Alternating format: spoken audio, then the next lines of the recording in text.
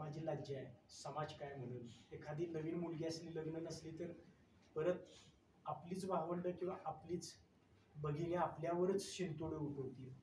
समाजातल्या काही गोष्टीनं ती भिवून काय म्हणजे थोडंसं तक्रार करत नाही, म्हणून तक्रारीला विलंब होतो, म्हणून थोडंसं हा कालावधी एक्सटेंड केला गेला.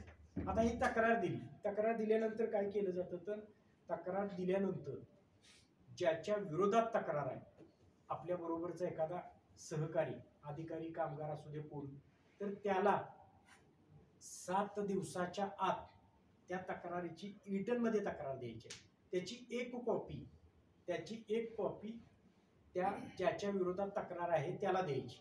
त्याला ती कॉपी मिळाल्यानंतर त्यानं काय करायचं आहे, त्यानं 10 दिवसाच्या आतमध्ये त्याचं लेखी असणार आहे. समजा त्या घटनेमध्ये त्याच्यावर खोटा आळ घेतला असेल किंवा त्याला काहीतरी प्लॅन आखून त्याच्या विरोधात खोटी कंप्लेंट करून त्याला कामातून काढून टाकण्याचा काय प्लॅनिंग असेल, काय असेल ते त्याची सत्य परिस्थिती त्यानं ती लेखी त्या कमिटीकडे 10 दिवसाच्या आत द्यायची. आता ते दिल्यानंतर परत कमिटीनं काय करायचं आहे, तर 90 दिवसाच्या आत 3 महिन्याच्या आत संपूर्ण चौकशी करायची आहे आणि चौकशी करून तो अहवाल सादर करायचा आहे. तक्रार निवारण झाल्यानंतर 10 दिवसाच्या आत तो अहवाल सादर करायचा आहे. आता हे करत असताना त्या कमिटीला जे काय अधिकार दिले गेले ते अधिकार सिव्हिल प्रोसिजर कोड म्हणजे दिवाणी प्रक्रिया संहिता याचे अधिकार दिले. काय अधिकार दिलेत, ज्याच्या विरोधात तक्रार आहे त्याला ते नोटीस काढू शकतात, त्याला नोटीस काढून हजर राहायला लावू शकतात.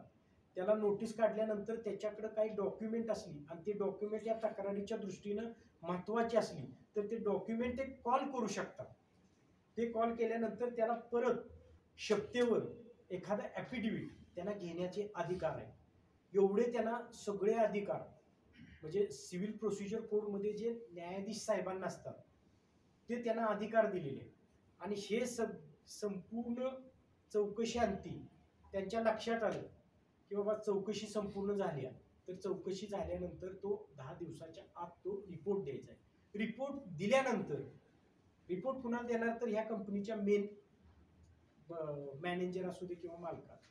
तो रिपोर्ट दिल्यानंतर त्यांनी विदिन 60 डेज त्याच्यावर कारवाई करायची.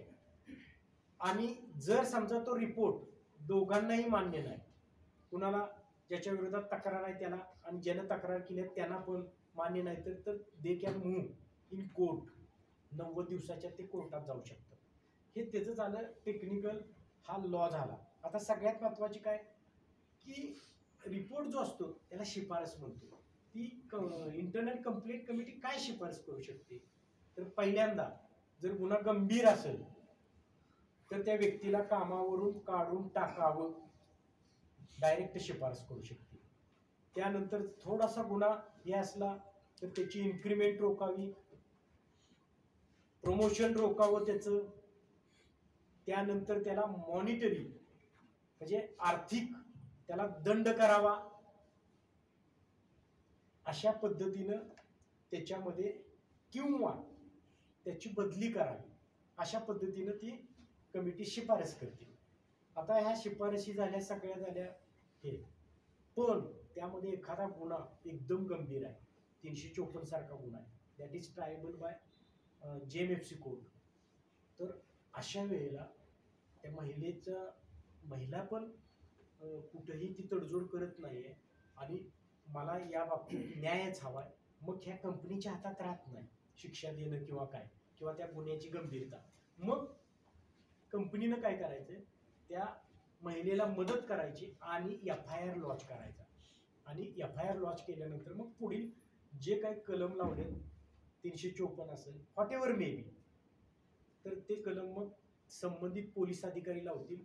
त्या अनुषंगानं इन्व्हेस्टिगेशन होईल आणि नॉन कॉग्निजेबल असले तर जर त्यांना वाटलं आयोगाला तर तुम्हाला इथं येऊन ते अरेस्ट करतील ॲट एनी टाइम.